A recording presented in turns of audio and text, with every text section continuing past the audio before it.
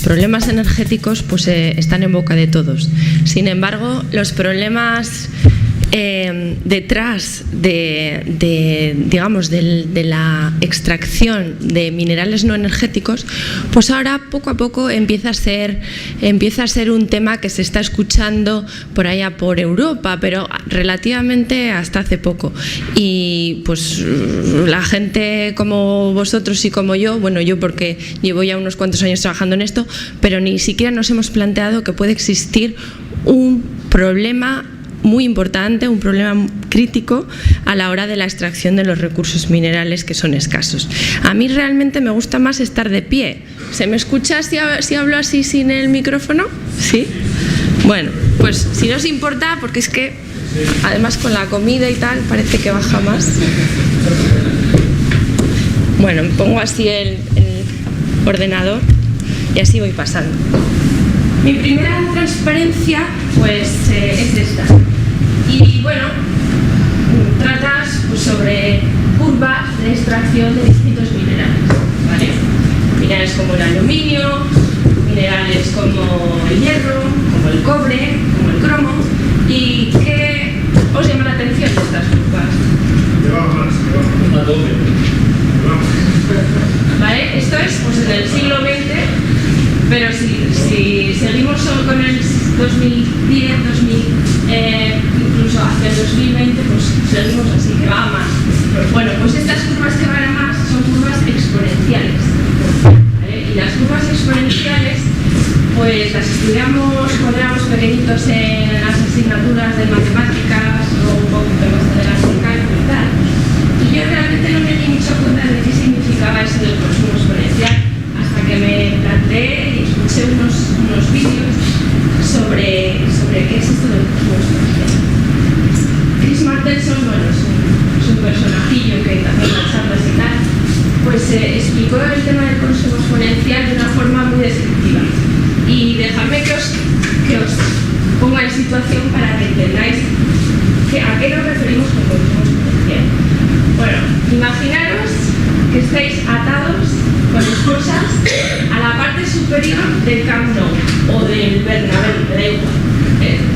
Quiero que os pongáis en situación en que estamos en un sitio muy grande, muy amplio, ¿vale?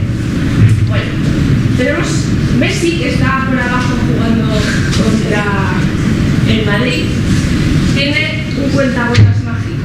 Y en ese cuentagotas mágico, ¿qué es por qué es mágico? Pues porque cada minuto una gota se duplica, ¿vale? La primera gota se transforma en 2 gotas, las 2 gotas en el minuto siguiente se transforman en 4 gotas, las 4 gotas en el siguiente en 8 gotas, de tal forma que seguimos una curva exponencial como la que ocurre aquí con ese cuentagotas.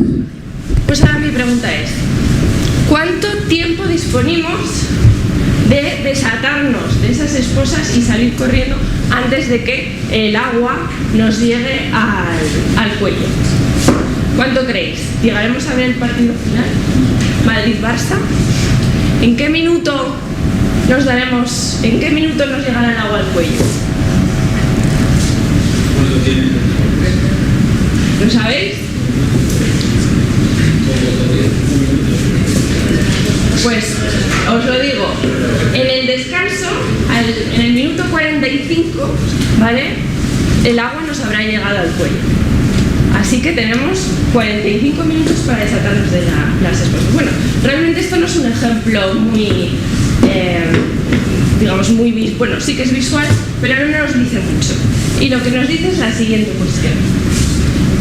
Bueno, hemos visto que poco a poco esa gota se va convirtiendo en 2, se va convirtiendo en 4, en 8, etc. Pero mi pregunta es, ¿en qué minuto nos damos cuenta de que Messi tiene le llega el agua por la rodilla? Y es cuando nos estamos dando cuenta de que, ojo, que el problema es grave, nos tenemos que desatar nos tenemos que quitar las esporas para salir corriendo y salvarnos. ¿En qué minuto nos damos cuenta?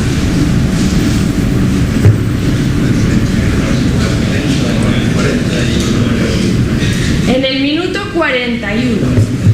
Es decir, que tenemos 4 minutos para hacer malabares y desatarnos de las esposas para salir corriendo. Yo creo que con esto sí que se ilustra bastante bien el problema del consumo exponencial. Y el consumo exponencial lo que nos dice es que, bueno, al principio, mientras estamos en esa zona de aquí, todo va bien, todo es abundancia, ¿vale? Nadie nos enteramos de nada. Pero ojo, cuando empezamos a subir por la curva esta, ¿perdón? Bueno, esta también, esta es de los combustibles fósiles que ya hemos hablado, que ya han hablado los ponentes anteriores. Pero cuando estamos acercándonos ya a la pendiente esta, entonces llega el problema, porque ya no tenemos tiempo para reaccionar. Y eso ya lo han expresado los ponentes anteriores, y esta es el terror, el mayor terror del consumo exponencial, y no nos hemos dado cuenta realmente de las implicaciones que tiene el consumo exponencial, que se ve reflejado en todas las acciones humanas. Se ve reflejado en la extracción de minerales, en la extracción de petróleo, pero se ve reflejado en la pérdida de biodiversidad, se ve reflejado en la pérdida de suelos fértiles, la pérdida de especies, etcétera, ¿vale? Así que el consumo exponencial es realmente una función matemática realmente terrorífica. Y es que esto está asociado también al consumo exponencial demográfico, porque pasar desde 1 millón de habitantes hasta 1.000 millones de habitantes, pues se necesitan, si hacemos un cálculo aproximado, de unos 700 años. Pero pasar de 6 a 7, de 7 a 8, etcétera, cada vez el tiempo va disminuyendo.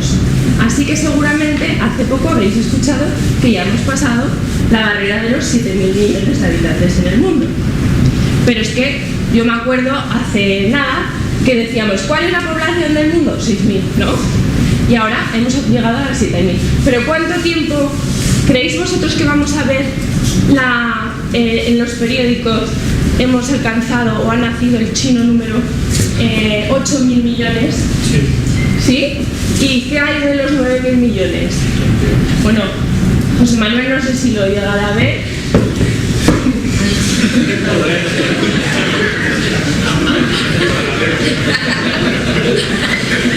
Pero realmente no, bromas aparte, ojalá que sí. Pero realmente cuando el planeta Tierra alcance su carrying capacity, ¿no?, que está estimada entre 9,5 millones de habitantes, pues realmente ese umbral se alcanzará pues cuando yo tenga 50 años, 60 años, ¿vale?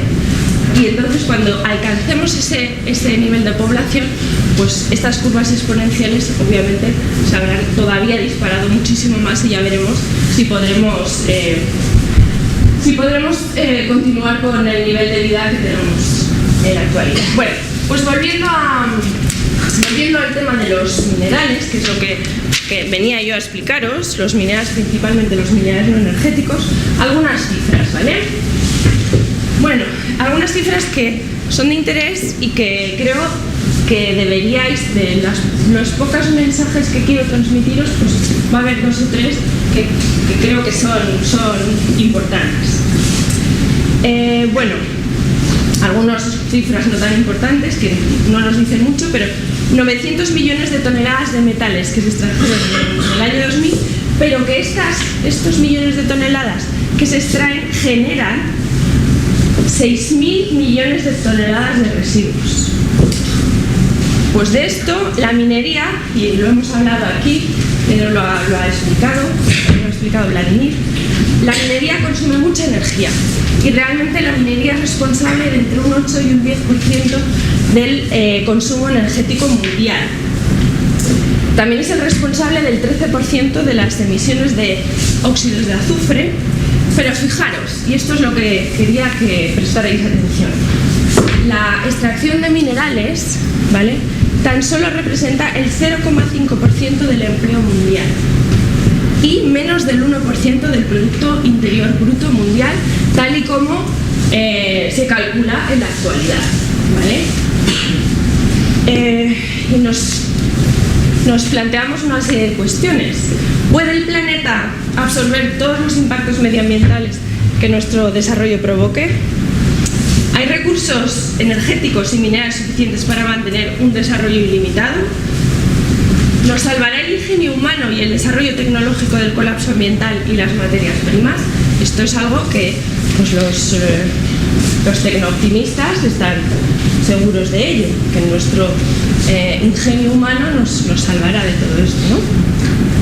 Y bueno, seguro que vosotros conocéis muy bien el libro de los límites del crecimiento. Pues han pasado 40 años, un poquito más, desde la publicación de ese libro, y todas estas preguntas pues vuelven a estar encima de la mesa de los altos dirigentes, ¿vale? Algunas cifras más. Y también lo hemos explicado, ¿no? Sobre todo en el tema del acoplamiento energía, materiales y medio ambiente, porque la energía, no hay energía sin materiales y no hay materiales sin energía. Y además, tanto la utilización de unos como de otros provoca serios daños medioambientales. El 81% de la energía comercial del mundo se basa en combustibles fósiles, como hemos visto anteriormente. Y las emisiones de CO2 pues, han aumentado y están incrementándose cada vez a unas tasas realmente exorbitantes. Entonces, bueno, pues ante esta situación se han establecido una serie de protocolos, como el protocolo de Kioto, se están hablando en Naciones Unidas y en otro tipo de instituciones de cómo frenar pues, este problema del cambio climático, y han aparecido pues, una serie de escenarios.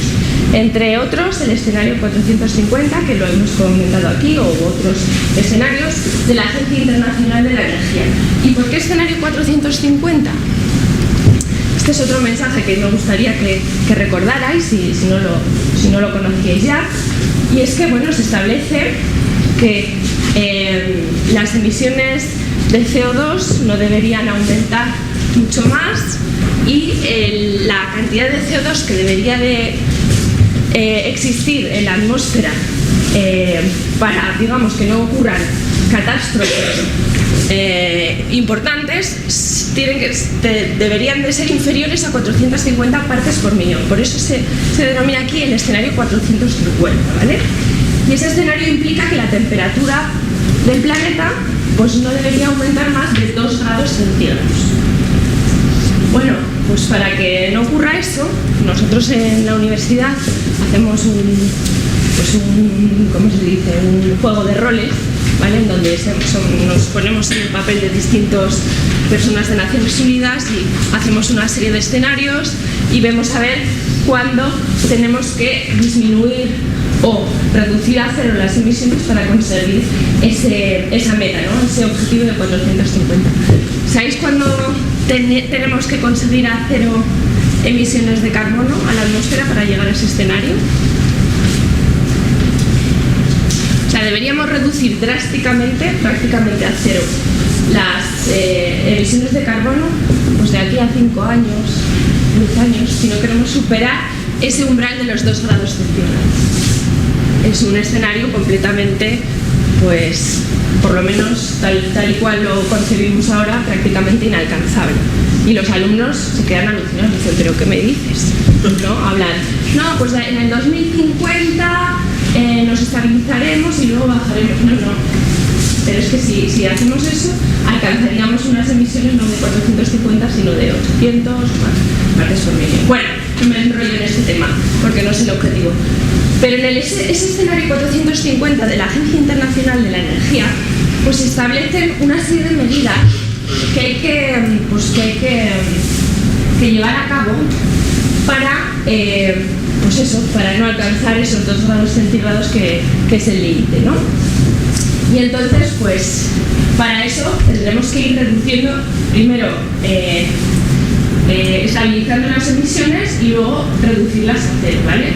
Y para conseguir esto, pues se establece una serie de medidas, entre las cuales se encuentra, pues, medidas de eficiencia energética, medidas de implantación de energías renovables, implantación de biocombustibles, energía nuclear, la captura y el almacenamiento de CO2, etc. Entonces, de esta forma podríamos eventualmente alcanzar ese escenario de 450 partes por millón. Bien, hasta ahí todo bien, entre comillas. Como decía, pues en las más altas esferas se empieza a hablar de temas de cómo alcanzar estos escenarios, y en este sentido Jeremy Rifkin y María Grasa Carballo son dos personalidades que han sido asesores de muchos gobiernos. En concreto, María Grasa Carballo fue de la Unión Europea y de una conferencia del CICE en Zaragoza. Bueno, pues lo que dicen ellos es que leo directamente lo que dicen: todas las decisiones económicas y políticas que se adopten en el transcurso del próximo medio siglo se verán condicionadas y supeditados al coste creciente de la energía procedente de los combustibles fósiles y al deterioro paulatino del clima y la ecología terrestre. Y esto es lo importante. Los tres pilares fundamentales son las energías renovables, la tecnología de almacenamiento y las redes eléctricas inteligentes. Es decir, que estos dos grandes influenciadores de las políticas hablan que la tercera revolución industrial, ¿vale? Pues los tres pilares fundamentales de esta revolución serán las TICs, las tecnologías de la información, las energías renovables, ¿vale? Y la eficiencia energética. Bueno, pues si realmente eso es así, tendremos que ver si tenemos recursos suficientes para suficientes TICs, para suficientes energías renovables, para suficientes sistemas de almacenamiento energético, ¿vale? Y entonces, brevemente, las tecnologías, las TICs, ¿vale? Las tecnologías de la información, pues si hiciésemos un zoom a todo lo que contiene, pues nos damos cuenta que tienen muchos minerales del platino, contienen oro, estaño, niobio, tántalo, la biomasa necesita fósforo, la eólica tiene imanes permanentes que están compuestos de neodimio disprosio, también samario y cobalto. La fotovoltaica también tiene otra serie de metales escasos como el indio, teluro, galio, germanio, arsénico, gadolinio. Las lámparas de bajo consumo, las famosas lámparas de bajo consumo, pues bueno, pues estas tienen otras sustancias, otra serie, unas tierras raras, cuyo nombre prácticamente no me atrevo ni de decir, ¿vale? Hablamos de las baterías, también tienen un montón de sustancias, turbinas de altas prestaciones, automóviles eléctricos, catalizadores, la energía nuclear, ¿vale? Así que nos damos cuenta que estamos rodeados de un montón de aparatos, y esos aparatos tienen una serie de sustancias que no sabemos ni de dónde vienen, ni si es fácil o es difícil extraerlos, etc., ¿vale? Bueno, pues os voy a dar unos pocos datos sobre qué es lo que tienen pues esos aparatos que nos alegran el día, ¿vale? ¿Quién no tiene teléfono móvil? Nadie. Vale. Mira, aquí he traído mi primer teléfono móvil. Todavía lo tengo, Y fijaros que es un teléfono bastante moderno dentro de lo que cabe, porque no es el típico zapatófono. Pues realmente, bueno, entre este teléfono móvil y este de aquí, que es el actual, este es un smartphone de estos que realmente es una patata porque me funciona cuando quiere, este me funcionaba siempre, pues han pasado varios y me avergüenzo de ellos. O sea, debería de ponerme así porque me avergüenzo cuando os diga todo lo que tienen los teléfonos móviles. Y es que, bueno, cada 2 años, incluso menos, nos llegan de Movistar, de Vodafone, de lo que sea, y nos dicen que ahora tienes un teléfono mucho mejor, que el tuyo es una patata, que mírate tú, ¿por qué no tienes el WhatsApp? ¿Por qué no sé qué? Así que tíralo a la basura el otro, porque no, realmente el que tienes, casi llevar esto por la calle pues me señalaría, ¿no? Bueno, ¿qué hacéis con los teléfonos viejos? Casi todos lo que hacemos es guardarlos, porque no, a mí por lo menos me da vergüenza tirar el teléfono. incluso tiene una cierta nostalgia, un valor nostálgico, y bueno, lo guardamos. Pues bueno, pues un teléfono móvil tiene nada más y nada menos que 9 miligramos de paladio, 24 miligramos de oro, 250 miligramos de plata, 9 gramos de cobre, 3,5 gramos de cobalto, tiene tántalo, tiene indio, tiene estaño, ¿vale? Además de pues, todos los plásticos y todo lo demás. Bueno, pues resulta que igual que seguramente yo, vosotros y mucha población, estos teléfonos móviles prácticamente no se reciclan. Y se reciclan entre un 2 y un 3%. ¿Y por qué? Bueno, además de que hay más de 1.000 millones de teléfonos móviles circulando por todo el mundo. ¿Y por qué no se reciclan?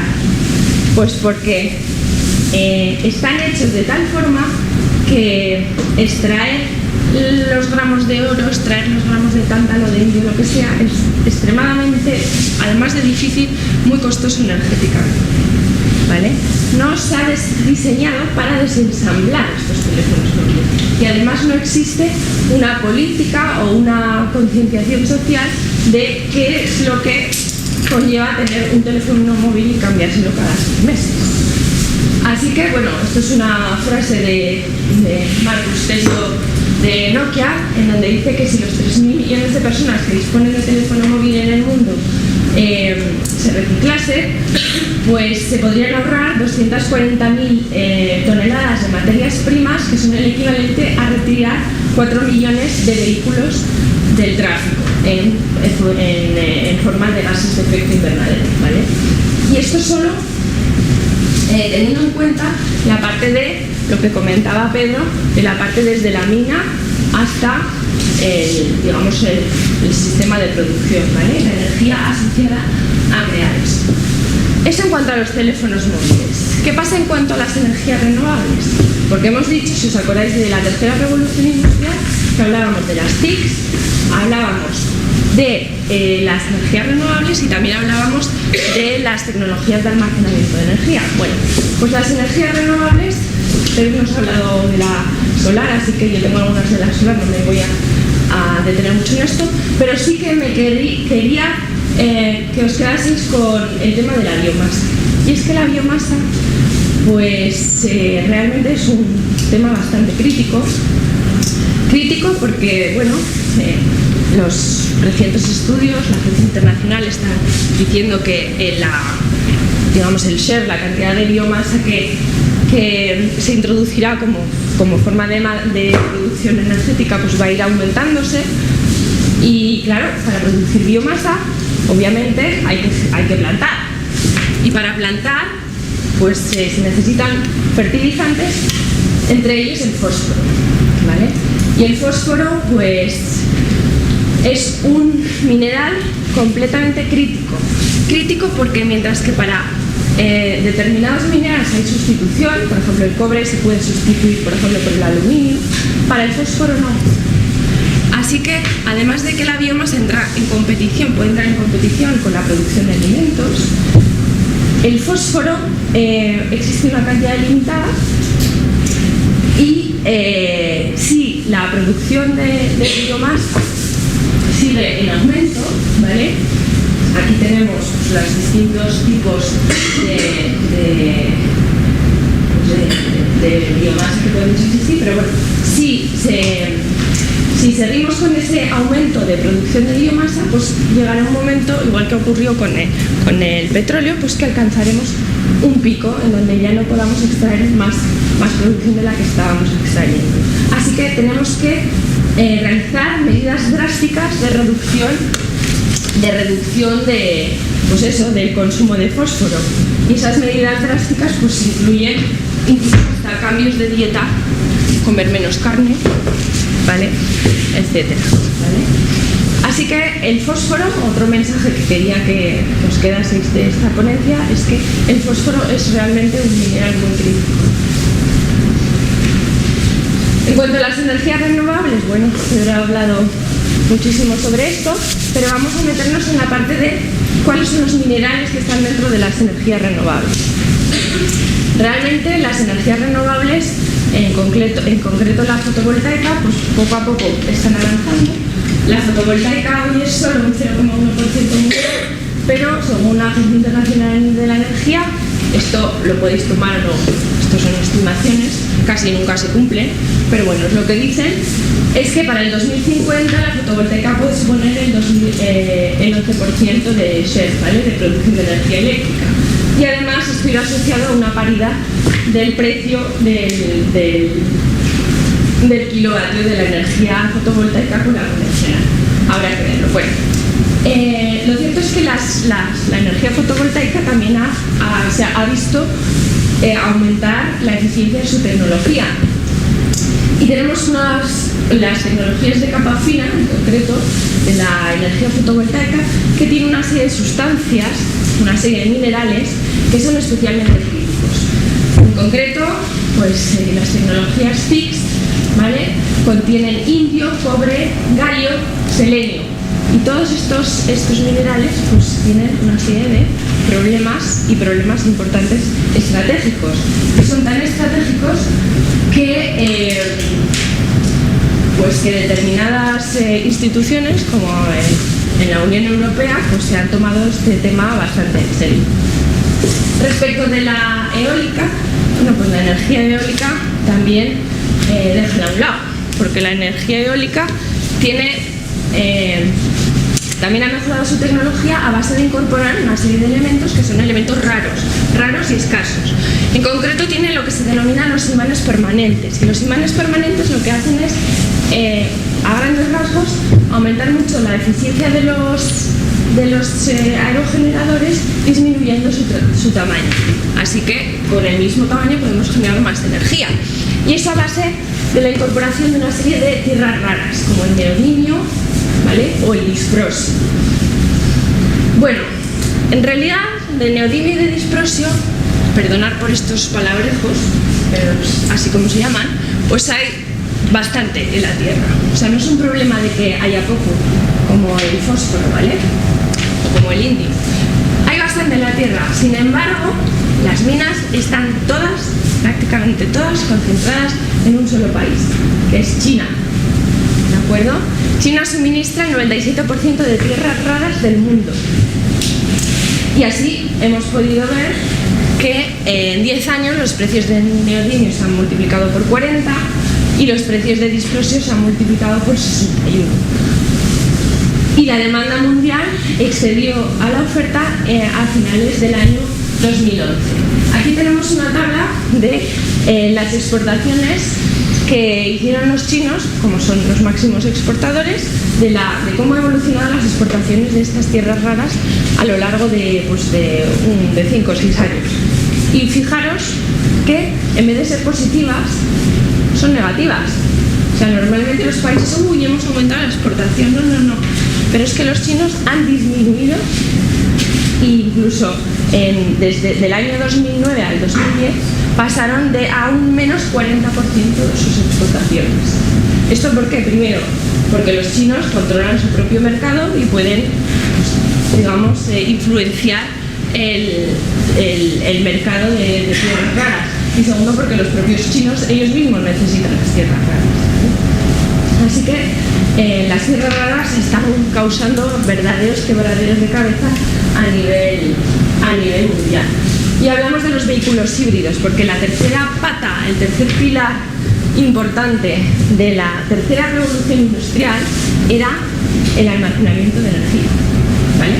Habíamos dicho las TICs, las energías renovables y el almacenamiento de energía. Bueno, pues el almacenamiento de energía, por ejemplo, si queremos hacer una transición hacia los vehículos híbridos, los vehículos eléctricos, pues las baterías necesitan una serie de sustancias, una serie de elementos que también pues, son críticos.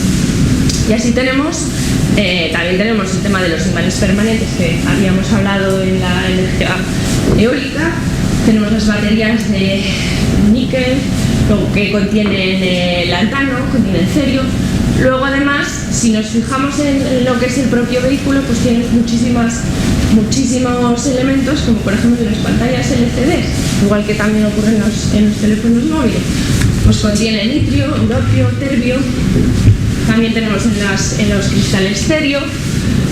Total, que los vehículos están rodeados, bueno, están constituidos por un montón de sustancias minerales que son escasas, ya sea geológicamente o que están concentradas en determinados países y existen problemas de suministro, ¿vale?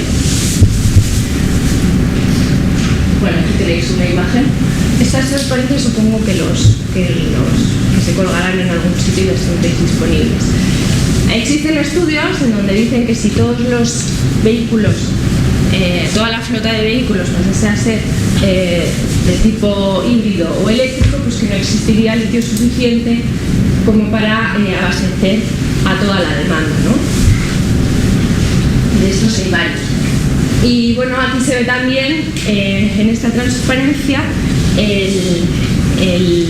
la importancia de las tierras raras, las denominadas tierras raras, que en realidad se llaman tierras raras no porque sean, bueno, en realidad aunque se llamen tierras raras no son raras, ¿vale? Pero es difícil de extraerlas, se necesita muchísima energía para poder extraerlas, ya que aparecen como subproductos, pues por ejemplo del cobre, ¿vale? Del aluminio, del plomo, y entonces pues es muy difícil de obtenerlas, y además normalmente se encuentran todas unidas, y lo que tenemos son óxidos de tierras raras, y entonces para extraer cada elemento de ese conglomerado de óxidos de tierras raras, pues la cantidad de energía es tremenda, ¿vale? Bueno, entonces pues vemos las tierras raras donde se encuentran en los ordenadores, se encuentran en catalizadores, se encuentran en sistemas ópticos, se encuentran en los discos duros, se encuentran en las lámparas de bajo consumo, se encuentran en catalizadores, y además toda la cadena de suministro no es en el país extraigo y en el país lo produzco el producto final, sino que está involucrado prácticamente todo el mundo, ¿vale? Así que resulta que estamos rodeados de un montón de sustancias que son claves y que pueden poner en peligro la denominada tercera revolución industrial que abogan Jeremy Rifkin y María Grazia Carballo. Así que tenemos una serie de minerales, ¿vale? Me voy a poner aquí porque esto lo tengo muy bajo.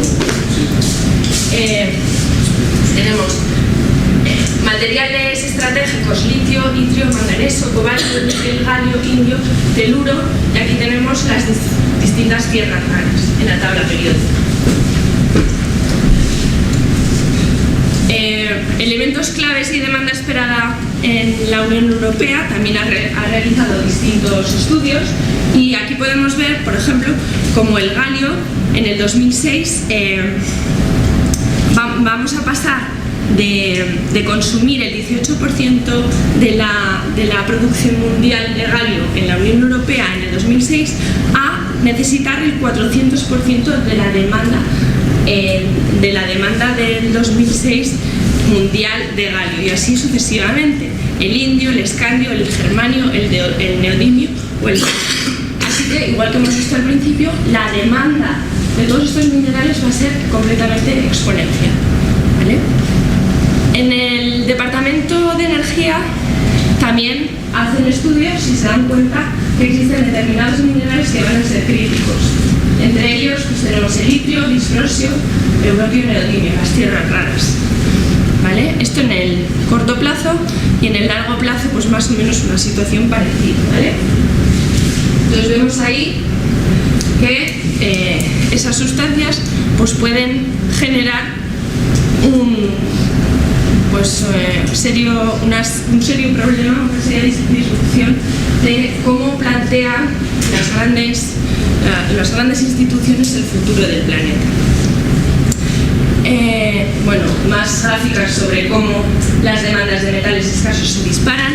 Aquí vemos los del gráfico de arriba, las barras de la izquierda, vemos que encabezan el gráfico el teluro, el indio, el estaño, el hafnio, la plata, el disprosio, galio o el neodimio, ¿vale?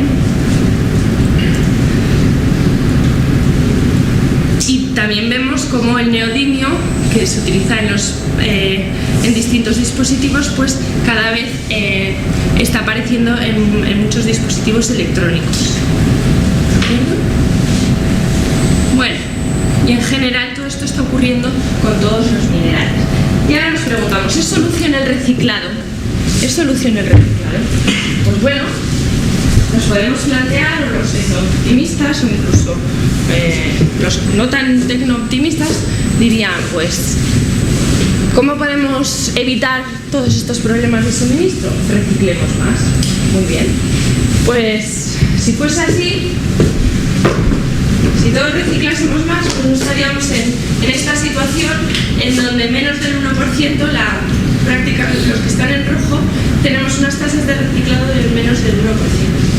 Y tan solo en casos muy excepcionales estamos por encima del 50%, como por ejemplo los metales preciados. No tiramos un anillo de oro, ¿vale? A nadie se le ocurriría tirar un anillo de oro. Pero no solo eso las tasas de reciclado son bajas, sino que, vuelvo al mensaje del principio, el consumo exponencial está haciendo que, a pesar de que nosotros reciclemos, y aunque nosotros reciclemos el 100% de lo que extrajimos el año pasado, por decir algo, como el consumo sigue en aumento, jamás vamos a poder llegar a no extraer más de las tripas de la tierra, ¿no? Porque estamos siempre aumentando y aumentando la demanda respecto de los años anteriores. Así que el reciclado es importante, pero no es suficiente. Esto viene a representar lo que os acabo de decir, en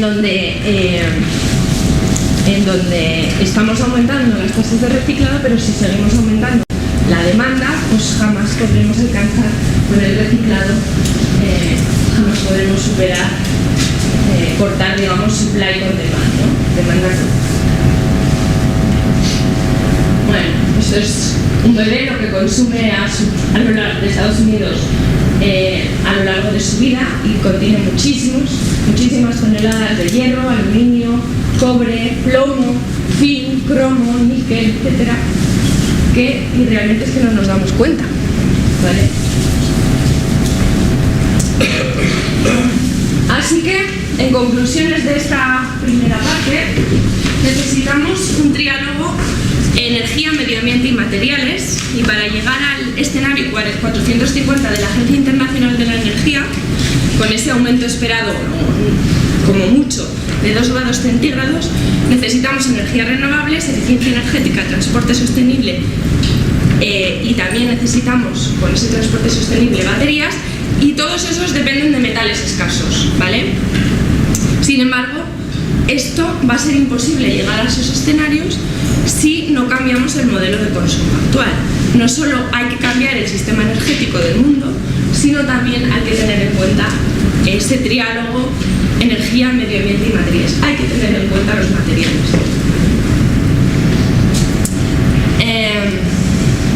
El cambio climático afectará al agua, la energía y los materiales, y del uso que hagamos de estos dependerá el futuro de nuestro planeta. Por lo tanto, es urgente contabilizar y gestionar el capital mineral del planeta.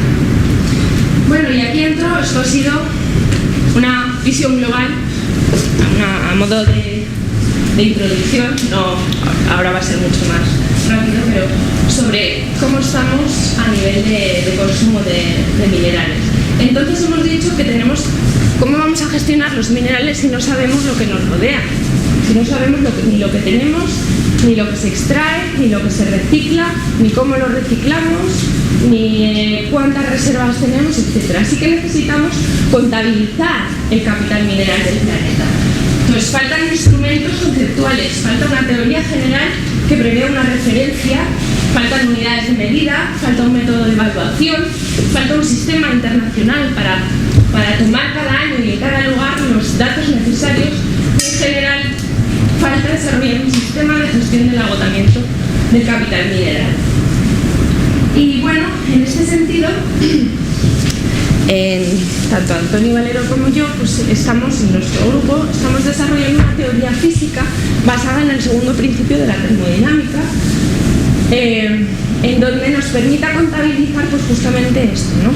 Cuántos minerales estamos empleando, cómo los estamos degradando, etc. Y podemos utilizar una estructura internacional contable, que algunos la conoceréis, los economistas, que es el SEA de las Naciones Unidas, y también necesitaríamos eventualmente un derecho internacional para ir hacia una gestión global de los recursos. Bueno, de estas tres patas estamos en la primera.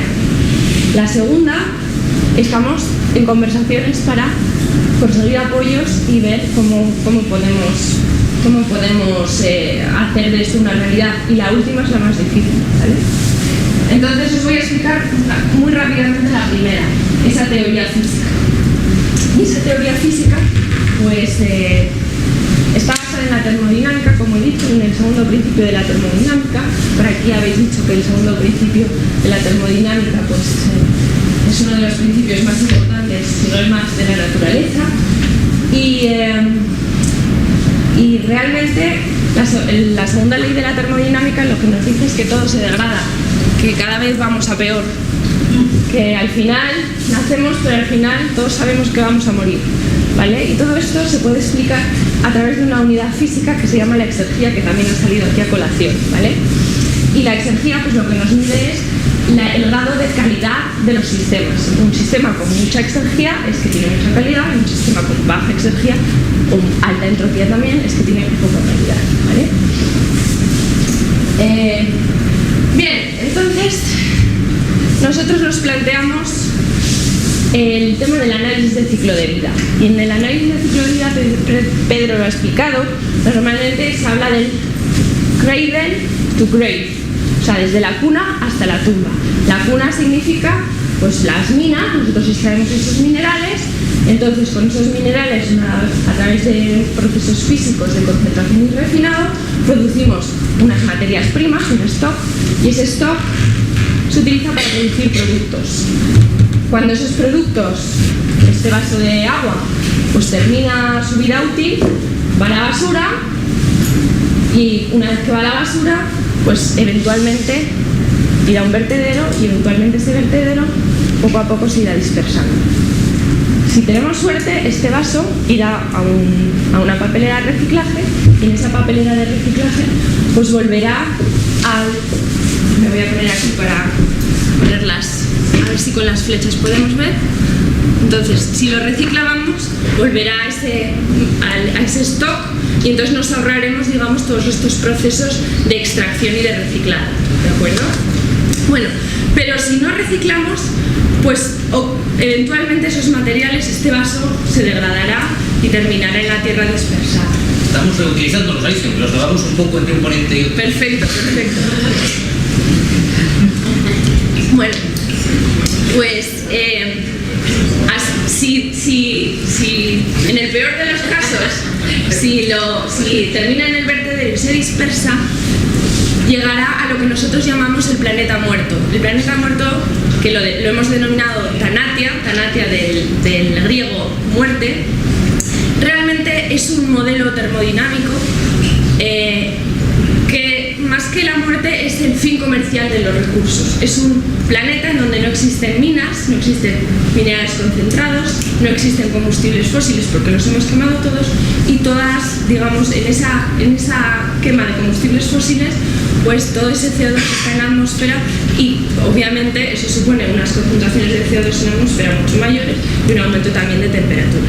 Bueno, realmente jamás, o esperemos que jamás lleguemos a ese planeta muerto completamente, a Thanatia.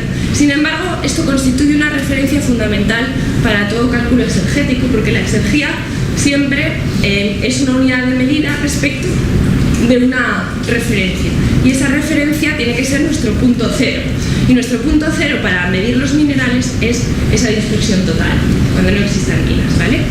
Bueno, entonces lo que nosotros proponemos no es medir desde la cuna hasta la tumba, sino que lo que nosotros queremos es que además se añada un gajo a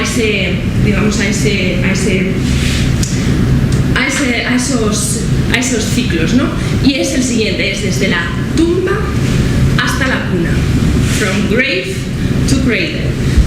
¿Y esto cómo lo hacemos? Bueno, pues lo que hacemos a partir de Tanatia, ese planeta degradado, lo que hacemos es medir la exergia, o sea, la energía necesaria para reponer este vaso, los minerales que constituyen ese vaso, por decir algo, ¿vale?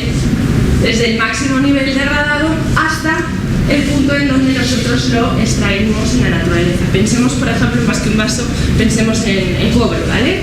Cobre degradado, está una composición que es la media de la Tierra, como si nosotros extrajésemos cobre de la Tierra, y entonces lo que medimos es la energía necesaria de pasar de ese planeta degradado hasta la concentración que tenemos en las minas. Así medimos el coste de reposición de los minerales. Y si medimos el coste de reposición, pues seguramente utilizaremos y gestionaremos mucho mejor los recursos, porque aquellos minerales que estén más degradados tendrán un coste de reposición mucho más alto, ¿de acuerdo? Los minerales más escasos, como por ejemplo el oro, tienen costes de reposición mucho mayores que minerales como el silicio, que son mucho más abundantes, ¿vale? Así que lo que vamos viendo es que el planeta se va poco a poco aproximando a uno con una ausencia de recursos minerales posibles y con una atmósfera y biosfera degradadas y sobrecalentadas por el cambio climático. El planeta poco a poco se va aproximando hasta Tanatia y nosotros queremos medir la velocidad de aproximación y cómo podemos parar esa velocidad de aproximación hasta Tanatia. Y bueno, nos hemos planteado una serie de cuestiones, por ejemplo el pico de Hoover, que ha salido aquí hace poco. El pico de Hoover pues es una metodología que se utiliza ya desde hace tiempo y con cierto éxito para los combustibles fósiles. Nosotros, en vez de representar las toneladas producidas frente al tiempo, lo que hacemos es representar la exergia de la sustancia frente al tiempo. De esa forma lo que hacemos es incluir el factor de calidad, ¿vale? No es lo mismo medir toneladas de oro que medir toneladas de hierro o de petróleo, ¿vale? Entonces, a través de la exergia, no me voy a extender, al que tenga preguntas puede venir y lo comentamos, pero así nos permite incluir variables adicionales. Y así, pues bueno, hemos calculado picos por ejemplo, del petróleo, picos del carbón, nos salieron 2060 para el carbón, de gas natural 2023, del petróleo 2008, estos son con valores, o sea, con cifras pasadas. Últimamente hemos actualizado esos estudios y varían ligeramente, ¿vale? Sin embargo, en la fecha exacta de cuándo se llegará al pico no es relevante, o sea, que alcancemos el pico en el 2008, en el 2010, en el 2015, realmente tampoco es tan relevante. Lo que es relevante es ese espacio temporal que puede estar bastante próximo, ¿vale? Lo mismo hemos hecho para el hierro. El pico puede que se alcance en el 2068, el aluminio en el 2057, el cobre en el 2024, etcétera, ¿no? Y bueno, pues todo esto hemos ido ampliándolo para un montón de minerales. Todo esto está publicado o estará publicado en un libro que va a salir dentro de poco. Y entonces, pues bueno, aquí vemos los picos del estaño, picos de la plata, pico del oro, pico del litio, etcétera, ¿vale? Aquí no se ve muy bien, pero básicamente lo que nos permite con la exergia es que podemos representar en un mismo gráfico, podemos representar todas las curvas, ¿vale? Esto no podría hacerse si lo hiciésemos en base másica, ¿vale? Porque no podemos comparar toneladas de aluminio con toneladas de petróleo, por ejemplo. Haciendo esto, nos damos cuenta que el pico de producción de los minerales estudiados puede que se alcance en general para antes del 2070. Esto teniendo en cuenta el caso business as usual, que continuamos con la producción y que las reservas que existen pues son las mismas, ¿vale? Son las mismas publicadas en el año, creo que era del 2011. Obviamente la producción puede variar, igual que ha ocurrido con el petróleo, con las crisis pues va fluctuando la producción, va fluctuando la demanda, ¿vale? Sin embargo, como he dicho, el pico nos da una medida de cuándo podrían pues, ser críticos ciertos minerales, ¿de acuerdo? Si nosotros hiciésemos el mismo estudio multiplicando por 2 las reservas, o incluso en vez de considerar reservas considerando recursos, reservas es, digamos, el punto, el valor mínimo de la cantidad que hay y recursos sería el valor máximo. Entre reservas y recursos pues hay una gran incertidumbre porque no se sabe muy bien qué es lo que tenemos en el subsuelo.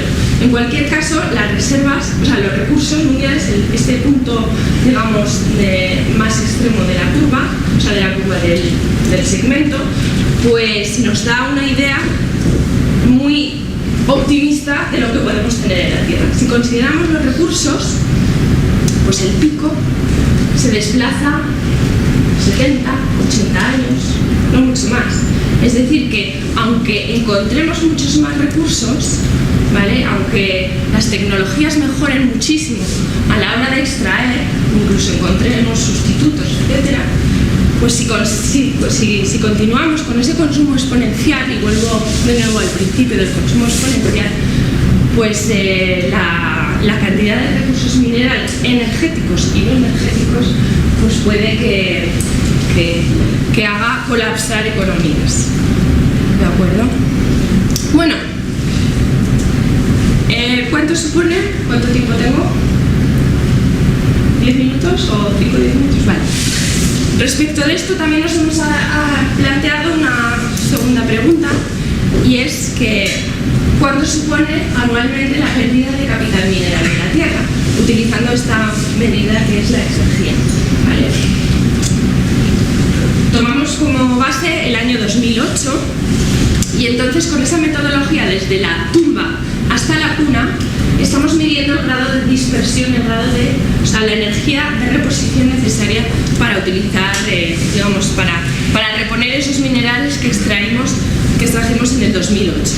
Y aquí podemos ver, en el gráfico de la izquierda, podemos ver que el orden de magnitud de los minerales estudiados pues es el mismo, es equivalente al orden de magnitud de otros minerales energéticos tan importantes como el petróleo, el carbono o el gas natural. ¿De acuerdo? Esto sin tener en cuenta el reciclado. Si tenemos en cuenta las pequeñas o las grandes tasas de reciclado que tenemos, pues esa cantidad, esos costes de reposición disminuyen un poquito, ¿vale? Porque los minerales, al contrario que los combustibles fósiles, no desaparecen cuando los utilizamos, sino que continúan en la cadena del ser humano, digamos, ¿no?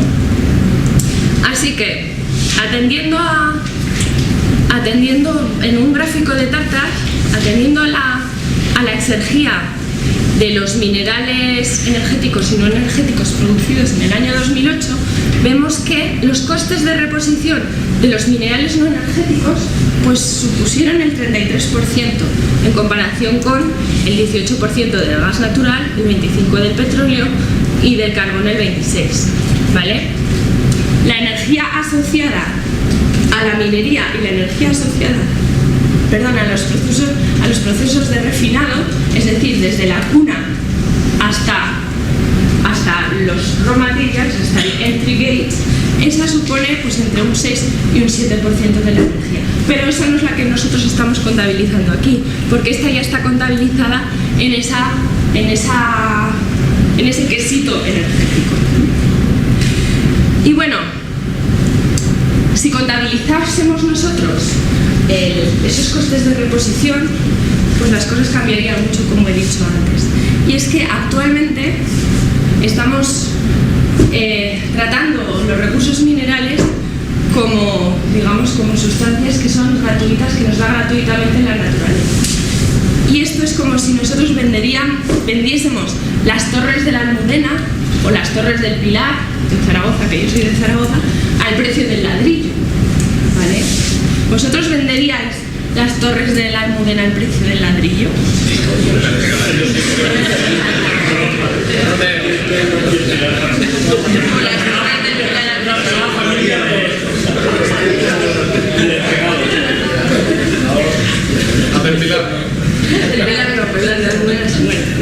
Pues realmente es que el Producto Interior Bruto y otros indicadores económicos justamente no tienen en cuenta el hecho de que las futuras generaciones ya no tendrán esos monumentos de la naturaleza, esas torres del Pilar o de la Almudena o de los que estáis aquí de Barcelona, de la Sagrada Familia. No, eso se la pueden quitar también.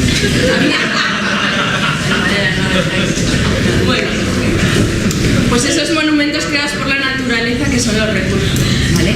Así que si quisiésemos dar valor, poner en cuentas a la naturaleza, al menos, y no digo que es lo único que hay que hacer, hay que tener en cuenta una variable mucho más amplia, hay que tenerlo en cuenta desde un punto de vista multidimensional, pero al menos hay que tener en cuenta ese coste de reposición, ¿vale? Y entonces, pues podríamos contabilizarlo a través de una estructura que ya está creada, que es el SEA, Sistema de Naciones Unidas para la Contabilidad Ambiental y Económica Integrados, y podríamos incluir pues, estos costes de reposición en esta estructura que ya está creada. Y esto me permite hacer la proposición a nuestro querido grupo Tracos para quizá en un plan, ahora no se llama nacional, plan estatal, pues plantear un proyecto relacionado con esto, ¿no? De incluir variables, no solo la de reposición, sino otro tipo de variables, incluso también sociales, en las contabilidades nacionales, ¿vale? Contabilidades ambientales y económicas integradas. Bueno, ya terminando, estoy con las conclusiones. Los países deben conocer cuál es su capital mineral. Debe existir transparencia en la información, porque la información es de todo menos transparente. Digamos que la extracción de recursos, pero lo ha comentado un poco, está concentrada en la mano de unas pocas multinacionales, en unos pocos países. No existe un sistema supranacional que obligue a esas multinacionales a dar datos fiables y sobre todo información adicional, no solo producción y reservas, sino también pues, cuál es el grado de concentración que tiene, cuál es la energía que se utiliza a la hora de extraer.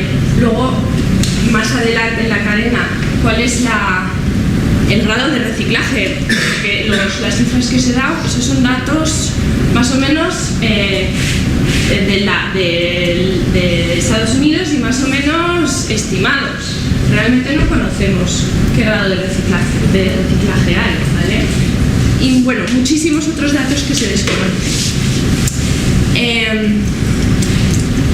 Los recursos deben servir para el desarrollo, no para el despilfarro, ¿vale? Debe aumentarse urgentemente la eficiencia en el uso de los recursos.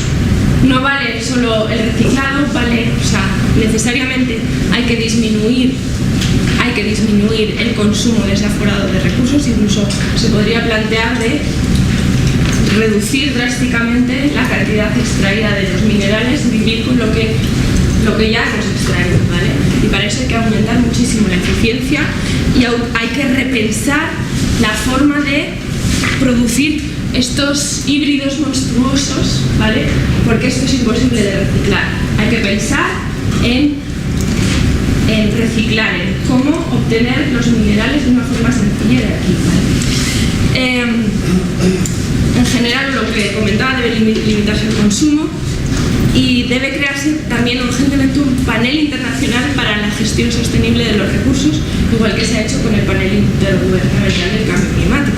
Si os fijáis, el cambio climático es una consecuencia de la extracción de recursos, ¿vale? Extracción de recursos energéticos y extracción de minerales.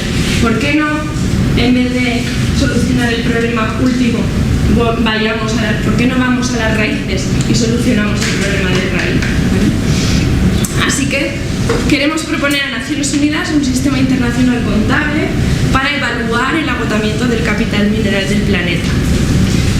La extracción de minerales no ha hecho más que crecer en los últimos 100 años y con ella el gran impacto ambiental, energético y social. La energía mueve al mundo, como hemos dicho, pero sin materiales no hay energía, y sin energía no hay materias primas. Y si cada vez se necesitan más y si las mejores minas ya han sido explotadas, entramos en una aceleración de la explotación de la gran mina tierra. Las nuevas tecnologías verdes para esa green technology que pueden paliar el cambio climático están siempre supeditadas a la de materias primas que son muy escasas, y este hecho no se ha estudiado detenidamente. Los mercados pueden resolver el corto plazo, pero la continuidad del planeta siempre va a necesitar una gestión contable de todas las materias primas.